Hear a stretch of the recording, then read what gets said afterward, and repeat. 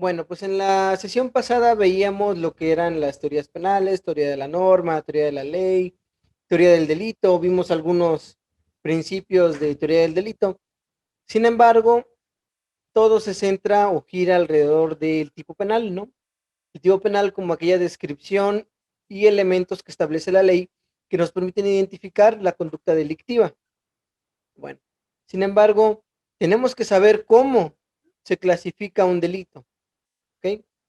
Cómo el Ministerio Público o la representación social va a poder determinar que una conducta desplegada por un individuo encuadra específicamente en aquellas condiciones que la ley establece de la conducta delictiva. Entonces, el día de hoy es el tema que nos ocupa. Vamos a hablar acerca del tipo penal y específicamente de la clasificación jurídica, también entendida como la imputación. ¿Ok? Bueno, entonces vamos a iniciar ya formalmente. Listo, listo, listo. Disculpen, disculpen. Bueno, entonces pues vamos a dar inicio, ¿sale? El día de hoy vamos a hablar acerca de la imputación del delito en nuestro sistema de justicia penal. Muy bien. Bueno, para ello tenemos que entender lo siguiente. El día de hoy vamos a ver la forma en que las fiscalías encuadran el tipo penal a la conducta delictiva, entendido aquello como la forma en que se va a identificar cuando un hecho puede imputarse a una persona en mérito o en demérito de su situación. Bueno, en mérito vamos a entender que es cuando exista una justificante o disculpante a favor del sujeto activo. Y en demérito vamos a entender cuando no exista alguna justificación o disculpante a favor del sujeto activo. Bueno, primero vamos a ver lo que es el concepto de imputación. Sí, recordemos que la imputación en este nuevo sistema se entiende como la probabilidad de la comisión de un hecho que la ley señala como delito. Bueno, la imputación, si quisiéramos dar un señalamiento meramente doctrinario, pues se va a entender como el señalamiento provisional y precario que indica que una persona en particular es sospechosa de haber cometido un delito. Esto sin necesidad de acreditar plenamente los elementos del tipo penal, sino solamente acreditar la probabilidad de que la persona haya cometido el ilícito. Y también tenemos que entender que ser imputado no representa la culpabilidad de ninguna forma. ¿Sale? Bien. ¿A qué se refiere esto? En nuestro sistema de justicia, eh, en la etapa que se le conoce como control, el Ministerio Público va en un primer momento a solicitar ante el juez una audiencia para imputar un delito determinado en contra de una persona, un justiciable, ¿sale? Entonces, eh, cuando, cuando pasa esto, lo que va a ocurrir es de que, en primer lugar, debió ya de haber habido un, una denuncia, una noticia criminis. Recordemos que la denuncia es aquella comunicación que se hace al Ministerio Público de que ocurrió un hecho que la ley señala como delito, ¿no?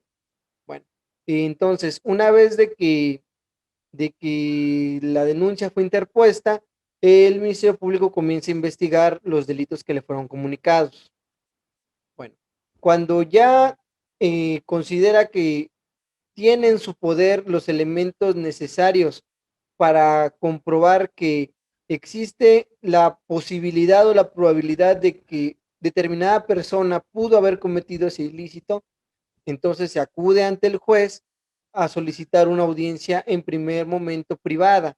En esa audiencia privada, ¿qué es lo que va a ocurrir?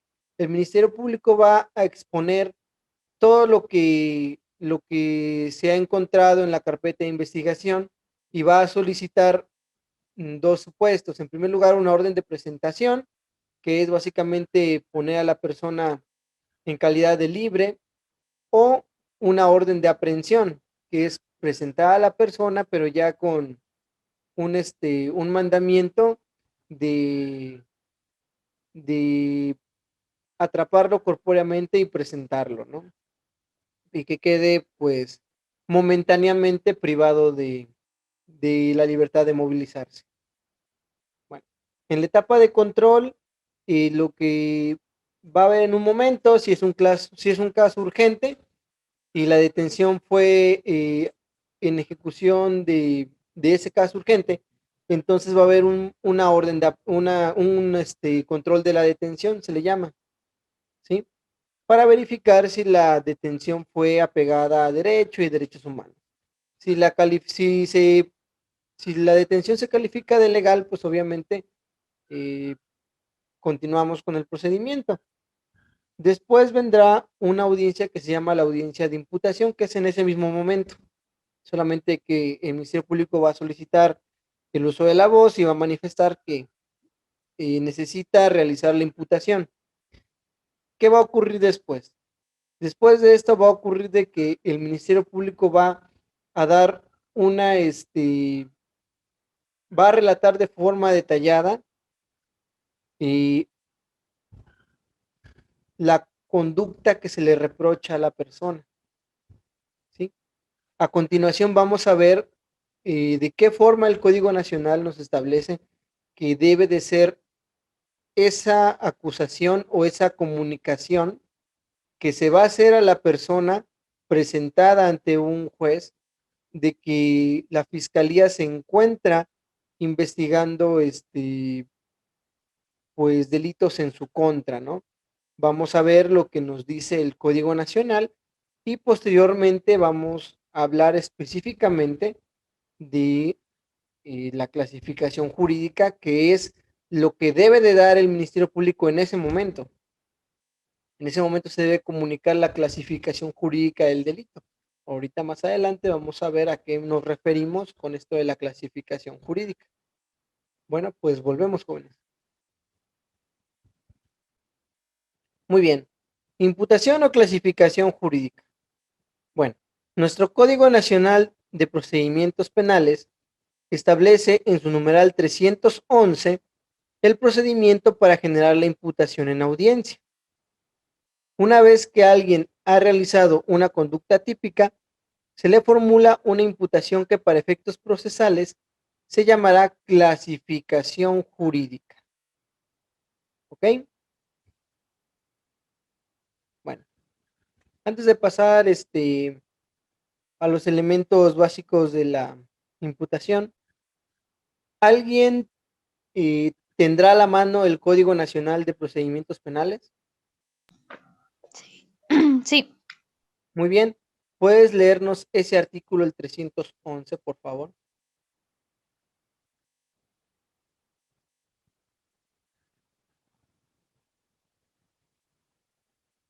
Procedimientos. Permítame tantito. Claro.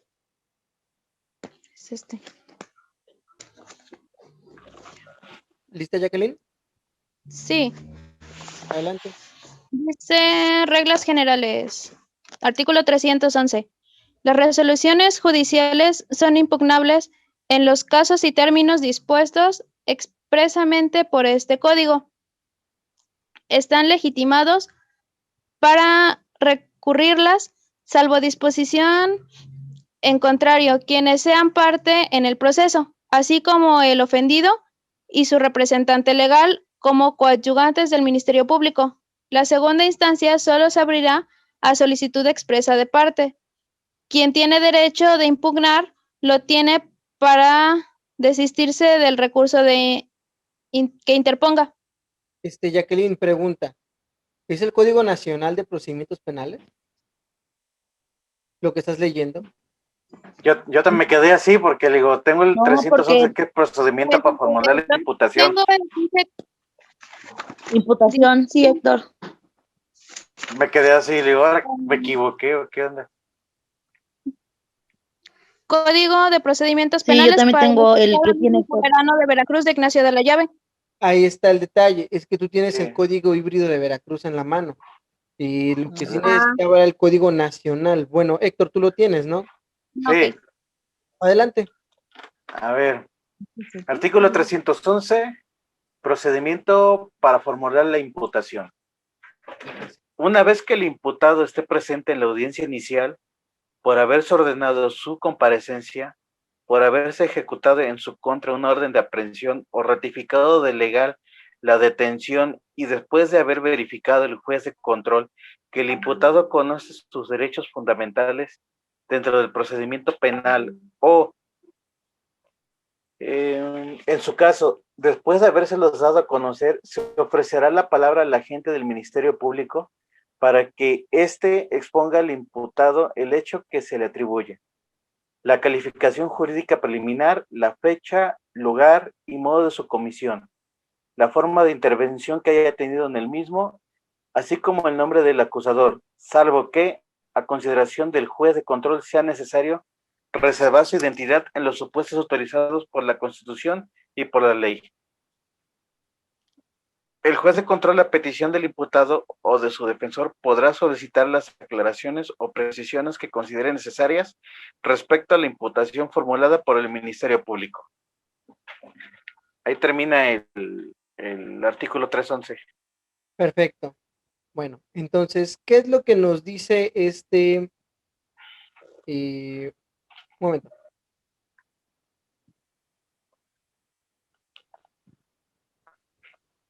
Ahora sí. ¿Qué nos dice entonces este artículo 311? Obviamente este artículo 311 nos va a decir el procedimiento. Muy bien. ¿En qué momento el Ministerio Público a mí me va a acusar o me va a requerir o reprochar la conducta ilícita o la conducta antijurídica? En primer lugar, ¿qué nos dice? ¿Sale? ¿Sí? Nos dice, una vez de que el juez de control haya verificado que el imputado conoce sus derechos. Es decir, el juez nos tiene que preguntar o le tiene que preguntar al imputado si conoce sus derechos. Aún así, si manifiesta que los conoce, generalmente lo que hacen los jueces de control es que vuelven a leer los derechos. ¿Para qué? Para que si se omitió ese paso fundamental, intentar subsanarlo, ¿no? Bueno, posteriormente nos dice que una vez de que se hizo eso, entonces ya se le va a dar la palabra al Ministerio Público para que exponga al imputado el hecho que se le atribuye, ¿sí? La calificación jurídica preliminar, que es lo que vamos a ver ahora, ¿sí? La fecha, lugar y modo de la comisión, es circunstancias de tiempo, modo y lugar, ¿sale? La forma de la intervención, así como el nombre del acusador, salvo que se trate de personas bajo el régimen de protección de identidad, en el caso de delitos sexuales. Solamente esta sería una de las excepciones a poder saber el nombre de quien te está acusando. Muy bien. En el crimen organizado también, ¿no? También en el asunto de crimen organizado. Ahora, ¿por qué el artículo 311 nos dice que para acusar a alguien se tiene que hacer tantísimas cosas?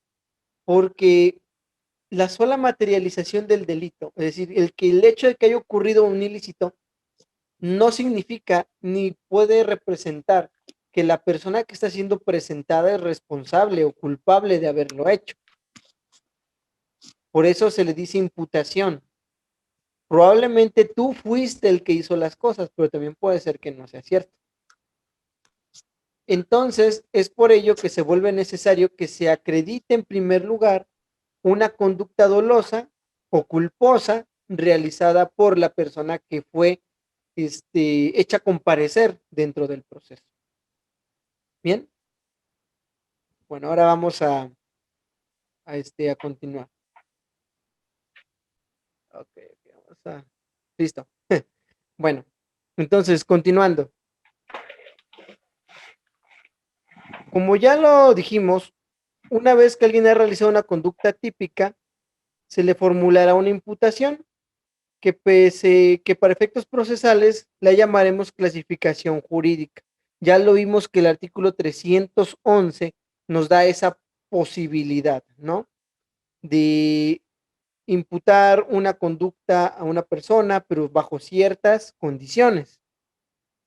¿Sale? Bueno, volvemos entonces. Ahora sí, vamos a conocer los elementos básicos de la imputación. ¿Cuáles son esos elementos básicos? Número 1, el tipo penal que se atribuye. Número 2, el grado de ejecución del hecho típico.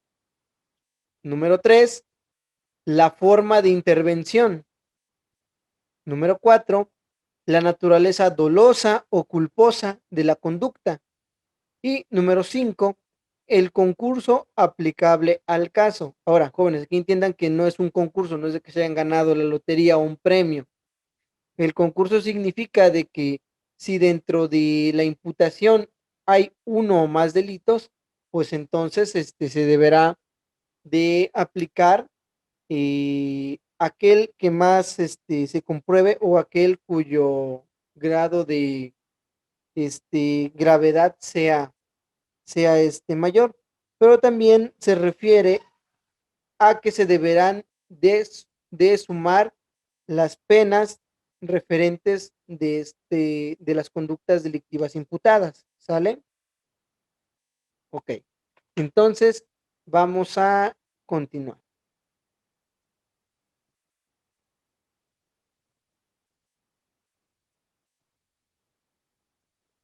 Muy bien. Ahora sí, clasificación jurídica. Para fundamentar una clasificación jurídica, deberemos en primer lugar citar los artículos correspondientes a cada uno de los elementos de esa clasificación. Por ejemplo, si una persona dispara a otra y sin embargo y pese a la acción la víctima sobrevive, entonces tendríamos una clasificación jurídica como sigue. Homicidio calificado cometido en grado de tentativa, donde intervino el autor directo en forma de acción dolosa. Sin embargo, ¿de dónde sale todo esto? ¿De dónde sale esta clasificación que generalmente escuchamos decir a los fiscales, ¿no? Bueno, antes de que podamos continuar, tenemos que conocer ciertos puntos, ¿no? En primer lugar, tenemos que entender que si la conducta no es típica, es decir, no se adecua a exactamente, no hay un encuadramiento dentro de los elementos del tipo penal, pues entonces no puede existir un grado de ejecución ni una forma de intervención y tampoco la naturaleza dolosa o culposa de la conducta, y menos aún algún tipo de concurso. Ahora, sin embargo, en contrario, si la conducta es típica, entendiéndose eso como de que se encuadra perfectamente dentro del tipo penal contemplado por la ley, pues entonces necesariamente deberá de estar dotada de un grado de ejecución, de una forma de intervención, de la naturaleza dolosa o culposa de la conducta y de ser el caso de alguna clase de concurso. ¿Por qué es importante esto? Porque efectivamente la imputación se debe de sostener sobre conductas típicas.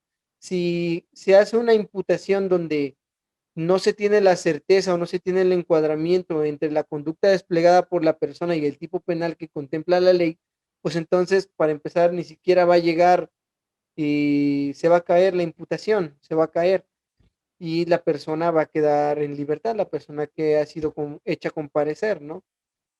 Entonces, aquí es donde está lo delicado.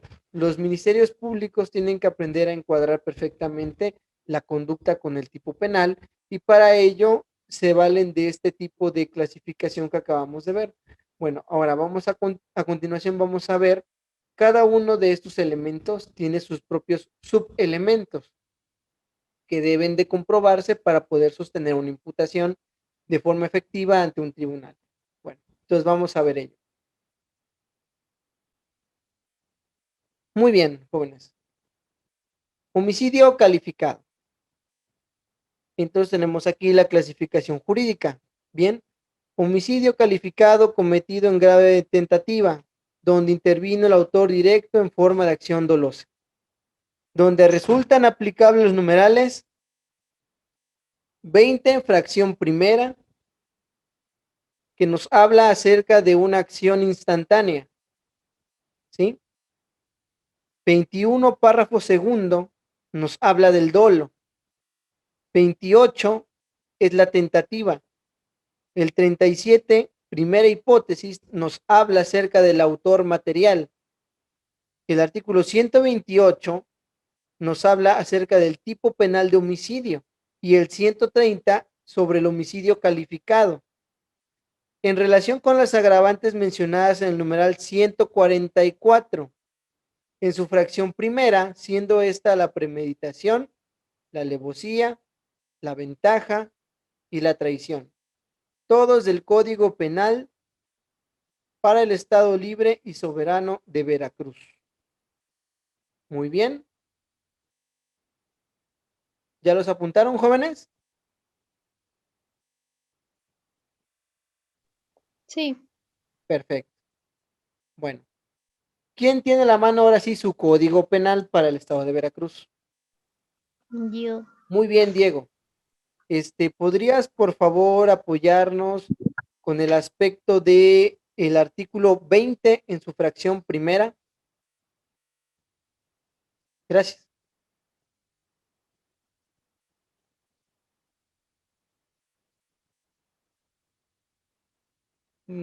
Creo que tienes deshabilitado tu micrófono, Diego. Sí, perdón. Listo. Artículo 20. Por el momento de su consumación y prolongación en tiempo, el delito puede ser fracción Efectivamente. instantáneo cuando integrado el tipo no puede prolongarse la conducta. Listo. Instantáneo. ¿Qué quiere decir? La persona sacó el arma y disparó. En el momento en que se dispara, se consuma, pero también se actualiza el delito. ¿Sí? No es continuado. Por ejemplo, el disparo en ese momento fue ejecutado, pero sin embargo, por ejemplo, un fraude que se lleva haciendo por una periodicidad de varios meses será prolongado durante los meses en que se fue actualizando la conducta fraudulenta. ¿Me explico? El tipo, cuando hablamos de un delito es instantáneo, quiere decir que en el momento en que se consumó la acción, en ese momento dañó un bien jurídico. ¿Cuál es el bien jurídico que se dañó?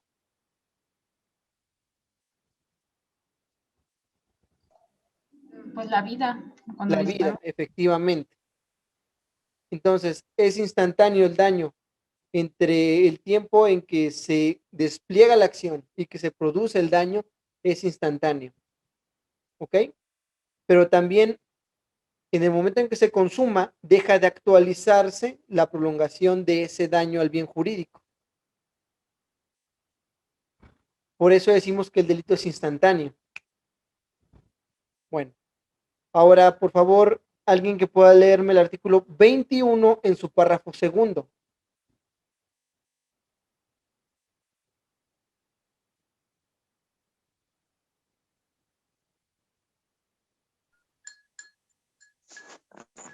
Dice, obra con dolo el que, conociendo las circunstancias que integran la descripción legal, quiere o acepta la realización de la conducta o hecho legalmente descritos. Es decir, la persona, como lo veíamos en la sesión pasada, entiende, conoce y acepta las consecuencias de cometer el ilícito. en este caso, él quiere dispararle a la persona. Sabe que puede terminar con la vida de la persona, pero acepta y quiere ese resultado. Muy bien. Ahora el 28, Sebastián, si pudieras apoyarme con el artículo 28. Ahí va, ahí va. Existe tentativa cuando, con el propósito de cometer un delito, se inicia su ejecución mediante actos u omisiones idóneos y no se consuma por causas independientes a la voluntad de la gente. ¿Qué quiere decir? La persona dispara su arma. Como ya lo vimos, entiende y acepta las consecuencias plenas del delito. Pero por causas ajenas a su voluntad y a su conducta desplegada, es decir, a pesar de que él te quería matar y aceptaba el hecho de que te quería matar, tú no moriste. ¿Sí? Entonces es cuando se actualiza la tentativa. La persona disparó, se actualizó la conducta delictiva, pero por cuestiones ajenas a su voluntad, tú sobreviviste. Esa es la tentativa. Tener toda la Entonces, intención de Lick, cometer un delito, desplegar todas las acciones para aceptar y provocar el resultado final de la conducta antijurídica, pero sin embargo, por causas externas a tu voluntad y a tus actos, el resultado que tú esperabas o que tú sabías que podía ocurrir no se actualiza. Lick, ¿Sí? entonces, bueno, por ejemplo, si saca el arma y apunta y nada más se queda apuntando, hasta ahí se queda la conducta, ¿no? Uh-huh. Si llega a disparar, ¿es la actualización de la conducta? Bueno, es que ahí ya hay más tipos de tentativa, por ejemplo. Eso podría ser una tentativa eficazmente desistida. ¿Qué quiere decir? Tú en ese momento estabas apuntando, sabías y conocías todas las consecuencias del acto, pero en el último momento te desististe. Ajá, y de momento dispara, ahí está la actualización, ¿no? Ahí ya se actualizó, ahí ya se actualizó, ¿no? Ajá, ok. Gracias, Lick. Sí, también está, por ejemplo, la tentativa ineficazmente desistida, ¿no? Ya disparaste y dices, ay, no, yo no quería disparar. Ya disparaste. Lid, pero aunque, o sea, aunque haya disparado y pues sí, la persona no murió, o sea, se considera aún así tentativa, porque pues él Efectivamente, consumó el homicidio en acto. grado de tentativa. Sí me causa un poquito de ruido, porque yo lo vería más como tentativa que le apuntó y no le atinó, o se le trabó el arma. No te escuché. O, digo, me causa un poco de ruido que sea considerado como tentativa porque realmente sí se consumó, o sea, no se llegó hasta la última consecuencia que era la muerte, pero sí consumó el acto, ¿no? O sea, Bueno, disparó. ahora te voy a responder con lo siguiente. ¿Tienes tu código a la mano? Sí, el del Estado o el nacional. El código penal, el del Estado. Ah, ok, ajá, sí. Vamos a leer el tipo penal de homicidio. Léeme el 128. Ok, delitos contra la vida y la salud personal, artículo 128. Comete el delito de homicidio quien priva de la vida a otra persona. Ah, ya, ok. Entonces, ¿por qué es tentativa? Porque no lo privó de la vida, o sea, no murió. Efectivamente, pero desplegaste todo lo necesario y toda la conducta así, tanto las acciones como las omisiones necesarias para que se produjera el daño al bien jurídico que era privar de la vida a la persona, Ajá. pero por circunstancias que escaparon a la voluntad de el sujeto activo, pues tú sobreviviste. Disculpe, Lid, y por Él ejemplo, quería privarte de la vida. Cuando él dispara, ahí se actualiza el delito de homicidio, porque está cumpliendo con la descripción típica jurídica. Sin ok. embargo, nos vamos para atrás, hay tentativa, porque aunque él quería privarte de la vida, tú no moriste. Y por ejemplo, esas personas que les disparan y igual sobreviven, pero no se quedan en estado vegetativo. O A ver, sea, ¿cómo? sí, por ejemplo, que la persona sí sobrevivió, pero quedó en estado vegetativo. O sea, todos sus órganos funcionan, pero ya su actividad cerebral ya no está. Pues sí, también Casi podría como ser, una muerte en vida, ¿no? O sea, ahí, efectivamente, sí, ya también sería homicidio en grado de tentativa. o sea, ahí ya tendría que como que analizar el ministerio. Aunque biológicamente el cuerpo sigue funcionando, las funciones cerebrales ya no están. Ya no está, ajá. O sea, ya es como esperar pues el milagro, ¿no? De que Ujú. Bueno, Lick, y sí, en el caso de cuando alguien le dispara a otra persona, pero no tiene intención de matarlo, simplemente de lastimarlo, ahí cómo cuenta. bueno, eso se llama preterintencionalidad, ¿sale? ¿Qué es la preterintencionalidad? Quiere decir que cuando tú despliegas una conducta con la finalidad de ejercer sobre un bien jurídico un daño determinado, trasciende que se terminan lesionando bienes jurídicos superiores. Te voy a poner un ejemplo muy claro. Dos personas se están golpeando, ¿sale? Sin embargo, en determinado momento, uno de ellos proyecta un golpe con una fuerza tal que deja inconsciente a la persona se va hacia atrás, se golpea la cabeza sobre una piedra y fallece. ¿Qué pasó ahí? Hay preterintencionalidad. Tú solamente querías golpearlo, pero no lo querías matar, ¿sí?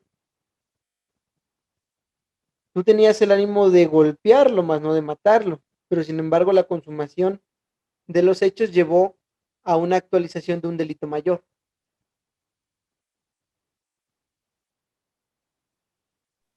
¿Y en ese caso te culparían de homicidio? Pues efectivamente. Podrías tener, te podrías, la defensa podría agregar, digo alegar, perdón, la defensa podría alegar que el delito fue culposo. Sin embargo, la preterintencionalidad también lleva un trasfondo que es la voluntad de generar un daño. Entonces ahí es donde muchas veces sí se considera que es hasta cierto punto doloso. ¿Por qué? Porque, por ejemplo, no te encuentras en una situación como en un deporte, ¿no? Como la lucha libre, que dentro de las mismas reglas puede haber agresiones, pero en el momento en que se trascienden o se violan esas reglas, entonces ya se actualizan los delitos, ¿no? Aquí ellos ya estaban envueltos en un ilícito desde el momento inicial, ¿no? Estaban golpeándose, lesiones. Entonces, al momento de recibir uno de los impactos, terminas con la vida de uno de ellos. No deja de haber de que, si bien es cierto, tú no tenías la voluntad de matarlo, pero sí tenías el ánimo de dañarlo.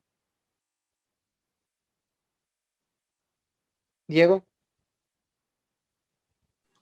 Maestro, sí llegaría, por ejemplo, con la preintencionalidad a homicidio doloso, pero no sería el mismo tiempo de cárcel, o sea, no sería el mismo tiempo de la pena, que si efectivamente, hubiera sido así ya quererlo recuérdate que ejecutar. un homicidio doloso siempre es un agravante, ¿sale? Que es lo que entendemos como calificado, un homicidio calificado. El homicidio culposo siempre implica también un castigo, pero una penalidad menor. Inclusive en ciertos puntos el homicidio culposo pues no amerita una prisión preventiva durante la investigación o durante el proceso, ¿sí? Sin embargo, un homicidio calificado sí amerita la prisión preventiva oficiosa porque tiene la característica del dolo, que como ya lo vimos que es la voluntad de lesionar un bien jurídico tutelado y aceptar las consecuencias plenas de realizar esa acción.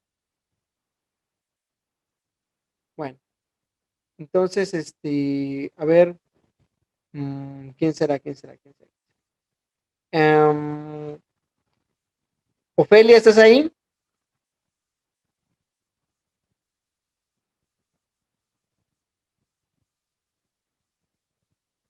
Ofelia, Sí, maestro. ¿tendrás a la mano el audio. Código Penal? Sí, ¿Puedes leerme el 130, por favor? El 130. sí, dice, reformado, 15 de agosto de 2008. Al responsable de homicidio calificado se le impone de 20 a 70 años de prisión y multa hasta de 1,000 días de salario. Si además en la comisión del homicidio se actualizaran 4 o más de las circunstancias agravantes señaladas en el artículo 144 de este código, se le impondrían de 30 años a prisión vitalicia. Bueno, pues, en este caso, lo que podemos ver es de que el homicidio calificado, pues, va a castigarse con una penalidad mayor, ¿sí? Generalmente es cuando concurren ciertas agravantes, ¿sale? Agravantes que vamos a encontrar en el 144. De hecho, el mismo artículo dice cuando se actualicen una o más del 144. ¿Sale? En el ejemplo que vimos, se actualiza la fracción primera del 144. Sebastián, ¿me puedes apoyar con la lectura del 144, fracción primera? Con premeditación, alevosía, ventaja o traición. Uh-huh. La premeditación, la alevosía, la ventaja y la traición, que son las agravantes tradicionales, por así decirlo, de la conducta delictiva. Bueno, entonces, ya que hemos analizado cómo el articulado va a soportar punto por punto la conducta que se va a acusar, pues vamos a analizar cada uno de ellos. Entonces volvemos a las diapositivas, jóvenes. Muy bien. Como ya lo vimos, vamos a encontrar en primer lugar el tipo penal que se atribuye. En este caso, homicidio calificado, que es del 128 y 130 del Código Penal para el Estado, ¿no? El grado de ejecución, consumación instantánea, como ya lo leímos en el 20, fracción primera del mismo código. También vamos a encontrar una forma de intervención, que es la autoría directa y también la tentativa. El 28 y 37, primera hipótesis del Código Penal para el Estado. También vamos a encontrar la naturaleza dolosa o culposa de la conducta, que en este caso es en primer lugar dolo y luego la alevosía, la premeditación, la ventaja y la traición. Como ya los leímos, uno en el artículo 21 y el otro en el 144, fracción primera del Código Penal para el Estado de Veracruz. Y el concurso aplicable, en este caso no hay concurso, solamente es homicidio calificado, ¿sí? Que es en el artículo 130, que es de 20 a 60 años de prisión, conforme al Código Penal para el Estado de Veracruz. Bueno, ahora, ¿cómo fundamos la clasificación jurídica? Bueno, ya vimos las características, ¿sale? ya las entendemos hasta cierto punto. Sin embargo, para que sea más sencillo identificar el tipo penal, se recomienda lo siguiente. Cuando tenemos que justificar el primer elemento de la imputación o de la clasificación jurídica, siendo el tipo penal que se atribuye, se recomienda responder obviamente a estas preguntas. Número 1, ¿cuál es el bien jurídico que se lesionó o se puso en peligro? Es decir, la conducta que el activo está desplegando, ¿qué bien jurídico lesionó o puso en peligro? ¿Sí? La propiedad, la vida, la sexualidad, no sé, el patrimonio, ¿ok? Luego, tenemos que responder a la pregunta, ¿qué tipo penal protege al bien jurídico que se lesionó? Es decir, tengo que tomar mi código, revisar muy bien, se violó la vida, ¿no? Entonces tengo que buscar el apartado de delitos contra la vida y la salud. Y entonces ahí me va a salir el tipo penal de homicidio, por ejemplo, ¿no? Luego, ¿cuenta con alguna modalidad agravante o atenuante el tipo penal en cuestión? Bueno, sí, pues homicidio calificado, ¿no? En el artículo que sigue. Ah, pues ahí está mi modalidad, pero recuerden que las agravantes se tienen que probar también, que es parte del sistema acusatorio. Todos los medios de prueba que la fiscalía va a aportar ante el juez de control siempre van a ir dirigidos a comprobar en primer lugar el dolo, la conducta del sujeto, así como las agravantes. En segundo lugar, vamos a encontrar el elemento de el grado de ejecución del hecho típico, ¿sí? Recordemos que el hecho típico debe contar con un grado de ejecución en la medida que el hecho típico supone que el bien jurídico que se lesionó se puso en riesgo o que efectivamente se lesionó.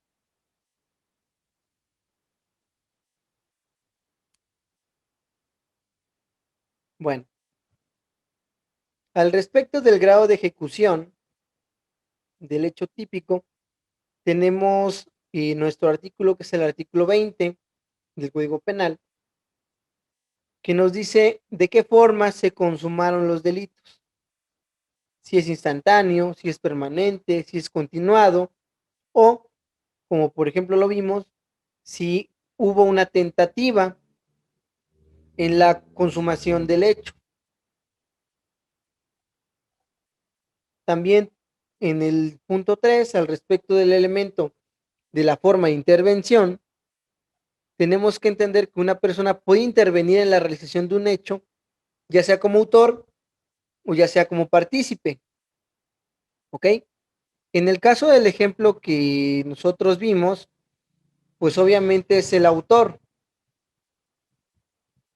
Entonces tenemos que puede ser autor directo, es quien realiza el hecho por sí mismo. También puede ser un coautor, que es quien realiza el hecho conjuntamente con otro u otros autores, o el partícipe cómplice. Y tenemos que entender que es cómplice el que dolosamente preste ayuda o auxilia al autor para la realización del hecho. Al respecto del elemento cuarto, la naturaleza dolosa o culposa de la conducta, vamos a encontrar la acción dolosa. Como ya lo vimos, la acción dolosa es desplegar con pleno conocimiento una conducta que va a tener como fin el lesionamiento de un bien jurídico determinado. La acción culposa va a significar en que, si bien es cierto, se lesionó un bien jurídico tutelado, no menos es cierto que la persona no tenía la intención de dañar ahora sí, el bien jurídico que resultó lesionado, ¿no? O de cometer un delito. También vamos a encontrar la comisión por omisión dolosa. Aquí se va a actualizar cuando alguien debía actuar, podía y debía evitar el resultado, ¿sí? Es decir, tenía un deber de accionar de una determinada forma y no lo hizo. De la misma forma tenemos la comisión por omisión culposa. Es decir, la persona desconocía que tenía la obligación de actuar de una forma determinada para evitar el resultado final.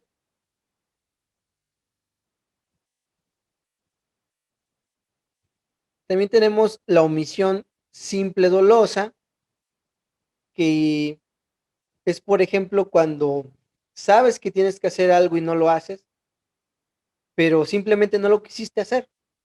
Como por ejemplo, cuando sabes que tienes la obligación de dar alimentos y no lo haces.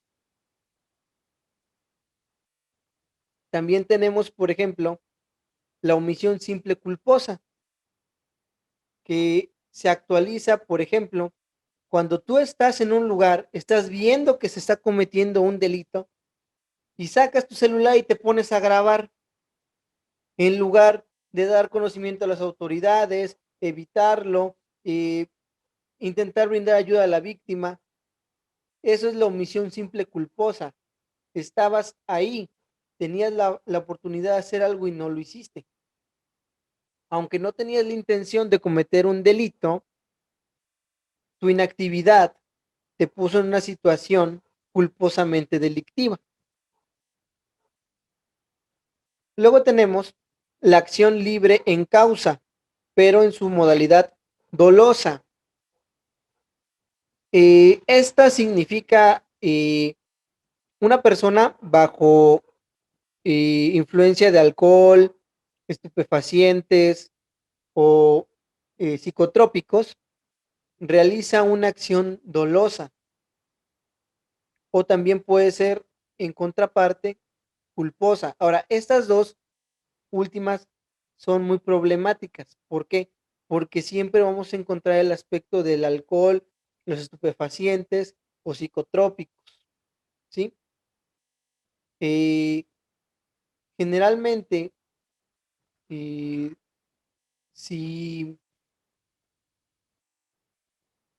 se demuestra que el uso de alcohol, estupefacientes o psicotrópicos no ha generado en el activo una degeneración mental al grado de ponerlo en una situación de inimputabilidad, entendiéndose la inimputabilidad como una persona que no entiende sus actos y que tiene una situación mental que le impide conocer con certeza lo que está haciendo, es cuando se podrá colocar a la persona en un delito. Es por eso que estas últimas son sumamente problemáticas si estamos hablando de la representación social y también sumamente problemáticas si estamos hablando de la defensa.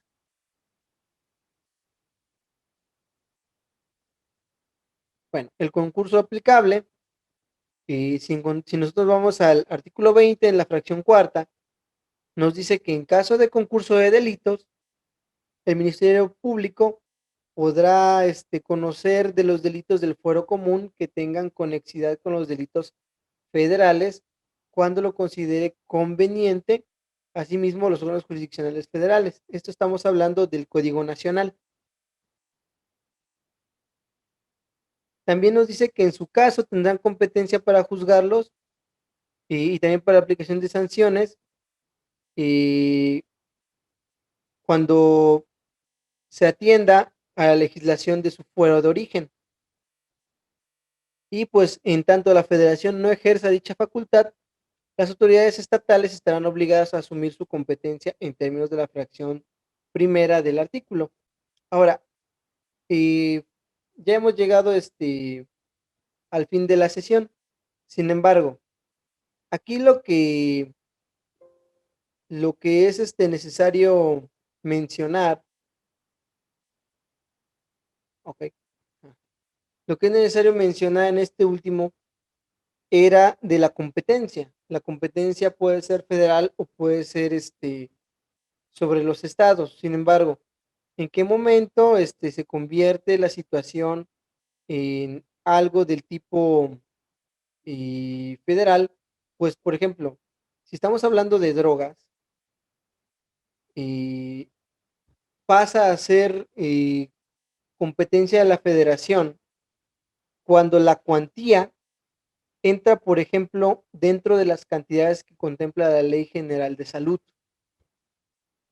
La Ley General de Salud es la que ahorita se encuentra rigiendo todo este tipo de delitos que son al respecto del narcotráfico, crimen organizado, posesión de drogas o, o conexas. ¿Por qué? Porque ahorita esa ley, la Ley General de Salud, no se encuentra castigando o ya no se encuentra castigando la, la intención de comercializarlo, sino solamente el simple hecho de tenerlo.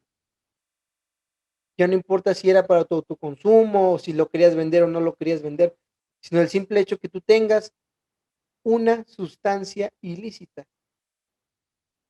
Por ejemplo, les voy a comentar un asunto y esto fue real. En la carretera Jalapa-Veracruz detienen a un conductor de tráiler, ¿sí? Lo detienen los elementos de la policía estatal. Y sin embargo, entre sus pertenencias le encuentran 2 pastillas de clorhidrato de clobenzorex. El clorhidrato de clobenzorex, jóvenes, es un psicotrópico coloquialmente conocido como perico, porque las pastillas son verdes, ¿ok? Entonces, los agentes lo ponen a disposición de la Fiscalía del Estado. Pero entonces aquí se acciona esto del concurso de delitos. El Ministerio Público se da cuenta que por concurso de delitos él no puede, él no es competente, porque la cantidad sobrepasa una, una cuantía que pudiera ser conocido por el Estado, además de que la Ley General de Salud claramente señala al clorhidrato de clobenzorex como una sustancia ilícita que va a ser competencia del Foro de la Federación. Entonces lo ponen a disposición de el fiscal del fiscal federal que está aquí en la calle Ruiz Cortines, ahí por donde está el SEM. Ahí lo ponen a disposición. El fiscal estatal dice, no, ahí está, es tu problema, ¿no? Sin embargo, aquí lo que quiero que tengamos en cuenta es, él todavía se encuentra en Villa Aldama, en prisión preventiva oficiosa, por 2 pastillas de clorhidrato de clobenzorex. ¿Por qué? Porque desgraciadamente a él le tocó la reforma a la Ley General de Salud, en la cual ya no importa si lo quieres vender, si no lo quieres vender, si es para uso personal, lo tienes. Aparte de que no pudo comprobar una prescripción médica del psicotrópico. Entonces, pues por su parte, el fiscal federal hizo todo este procedimiento que acabamos de conocer en esta sesión para poder llevar a la persona a una audiencia pública de imputación por el delito de posesión de eh, sustancias ilícitas.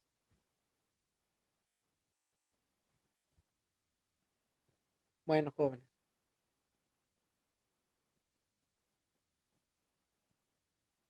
Entonces, ahora sí, con toda la confianza, ya hemos llegado al final de la sesión. ¿Alguien tiene preguntas, jóvenes? Lid, De este último ejemplo que dio de la posesión de sustancias ilícitas, por ejemplo, si fuera el caso de que la autoridad te encontrara, y ya no que tú tuvieras en tu posesión esas sustancias, sino que tu acompañante las tuviera, uno también cae responsabilidad sobre uno. La fiscalía Realmente, podría intentarte acusar de complicidad. Sin embargo, ahí honestamente yo lo veo un poco complicado la acreditación de que seas cómplice, ¿no? ujú, Porque, por ejemplo, ¿tú cómo vas a saber lo que trae la otra persona encima? ¿Sí? ajá, exacto. Sin embargo, como ibas en el mismo vehículo, pues ahí esa es la situación que te pondría en vulnerabilidad, ¿no? Que ibas en el mismo lugar, estabas en el mismo tiempo y estabas con la persona, ¿no? Además de que obviamente Pero bueno, manifiestas que es tu pareja,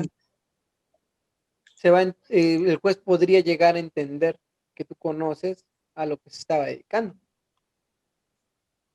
entonces ahí como que lo más inteligente es decir, pues yo no sabía, ¿no? O sea, Yo desconocía. no sabía, claro. Y además, como a ti no te van a encontrar nada encima, sería lo que te ayudaría. Okay. ¿Alguna otra pregunta?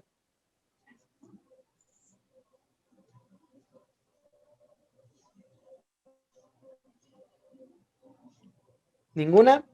Bueno, entonces se cierra el debate. Bueno, como ya lo vimos, la importancia de saber la clasificación jurídica, si estamos hablando de las fiscalías, obviamente es para poder cumplir con la garantía de certeza jurídica que la Constitución marca en los artículos 14 y 16, en el 19, en el 20 apartado A y en el 20 apartado B. ¿Por qué? Porque también nosotros tenemos que entender de que tenemos que, el principio de certeza jurídica contempla de que si me detienes, me tienes que decir por qué me estás deteniendo.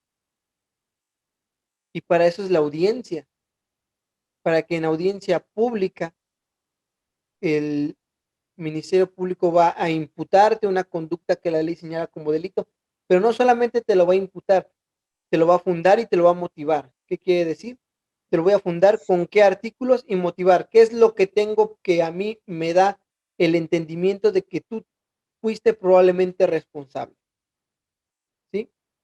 Por lo tanto, por el lado de la fundamentación es el articulado y la motivación es obviamente los hechos, la denuncia y las pruebas a través de las cuales el fiscal se va a llegar de medios que van a generar en él la convicción de que probablemente tú fuiste la persona que cometió el delito que él está investigando. ¿Sí? Bueno, joven. Eso es todo Entonces, lo que no pasó en el documental de presunto culpable. Ajá. mande. Que esto es todo lo que no No pasó pasó. en el documental de presunto culpable. Es correcto. Inclusive Porque a él nunca, en un primer cuando momento lo ni siquiera arrestaron, sabía quién lo estaba acusando, ni de qué. Sí, ni de qué. ni de qué lo estaban acusando.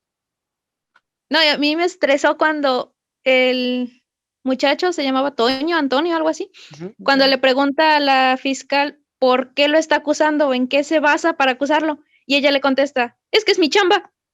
Así como que, o sea, ni Y siquiera sobre, eso sabe. Bien vean, albañil. si nos vamos Sí, sobre eso, ¿cómo entrega la imputación la fiscal? ¿Te diste cuenta cómo la entrega? El secretario, el auxiliar del juez, le da la Ujú. palabra a la fiscal para que haga sus conclusiones acusatorias. ujú, Ujú. Las conclusiones acusatorias en el viejo sistema eran como los alegatos y los razonamientos lógico-jurídicos que le daban al Ministerio Público la convicción, más allá de toda duda razonable, de que tú habías sido la persona que cometió el delito que él estaba investigando. ¿Cómo lo entrega? En un disquete. En un disquete. En este Y nuevo de ahí sistema, cuando el juez le pregunta si tenía otra cosa, le preguntó y ella le dijo, no, no lo tiene. Si quiere me lo llevo, se lo pongo hasta arriba y se lo entrego. correcto. Y eso es violatorio porque la defensa no iba a poder ver que ese documento contuviera exactamente lo que había ocurrido o los razonamientos que eran necesarios. Ahora, en el nuevo sistema, ahora se llaman alegatos, se vierten en audiencia. Tanto la fiscalía como el Ministerio Público los tienes que decir de viva voz. Puedes tener a la mano notitas si tú quieres, pero tienes que decirlo de viva voz. ¿Ok? Ahora, de la misma forma, de seguro este Ministerio Público hizo la acusación y actualmente no. Actualmente la imputación la tienen que realizar de forma oral, decir los artículos, decir los hechos, decir circunstancia de tiempo, modo y lugar, esbozar sus pruebas, sostener sus pruebas, todo de forma oral. Al menos si el nuevo sistema jurídico no ha sido lo que ha hecho la solución a todos los males del mundo, al menos el principio de certeza lo tenemos porque queda en audio y video. ¿Sale, jóvenes? Bueno, pues entonces sería todo por esta sesión. Les voy a recomendar un libro para que puedan tener un conocimiento más profundo de la clasificación, porque obviamente yo di un panorama muy general, porque obviamente para esto necesitaríamos un curso entero dedicado a Derecho Penal General. Y ahí me sirvió mucho, me sirvió mucho. De hecho, yo fui a la conferencia de Rubén Quintino Cepeda. Rubén Quintino Cepeda es uno de los juristas que participaron en la elaboración del Código Nacional de Procedimientos Penales. ¿Sí? Y obviamente Quintino Cepeda crea este libro, Teoría del Delito en el Código Nacional de Procedimientos Penales. Aquí nos dice cómo va a funcionar el delito y el sistema de imputación dentro de nuestro código. Aquí viene, obviamente los temas que vimos hoy generalmente vienen profundamente explicados aquí. Si alguien tiene la oportunidad de adquirirlo, créanme, es una inversión que no se van a arrepentir, vale muchísimo la pena. Si alguien puede ver asistir alguna vez o ver alguna conferencia de Rubén Quintino Cepeda, se los recomiendo que lo hagan, porque en muy poco tiempo aclara dudas que tal vez arrastrabas desde años, ¿no? Al menos a mí así me pasó. Y yo arrastraba muchas dudas en años y Rubén Quintino vino al Poder Judicial, creo que hace como 2 años, y fue cuando adquirí este libro. De hecho acababa de salir en colaboración con el INACIPE. Entonces, el que tenga la oportunidad y pueda, cómpranlo, la verdad, no se van a arrepentir y les va a quedar muy claro muchas cosas, ¿sale? Bueno, jóvenes, pues hasta aquí llegamos con la clase de hoy y voy a subirles una actividad. Como se supone que hoy aprendimos cómo hacer la clasificación de jurídica de delitos, voy a subir 20 casos y 20 casos hipotéticos y ustedes van a hacer la clasificación jurídica de cada uno de ellos conforme al código, así como lo hice yo aquí con el caso de homicidio calificado. ¿Sale? Ya lo saben, entregable para el día jueves a las 11:59. ¿Sí?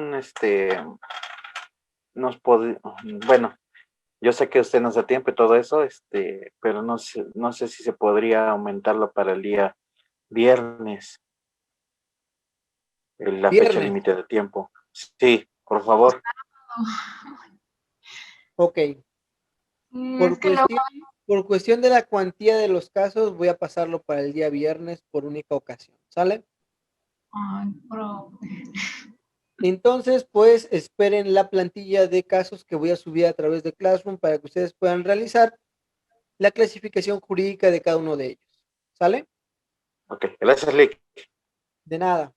Entonces, pues bueno, jóvenes, hemos llegado a la final de la sesión. Espero que les haya sido de su agrado. Espero que hayan puesto atención para poder realizar las clasificaciones jurídicas.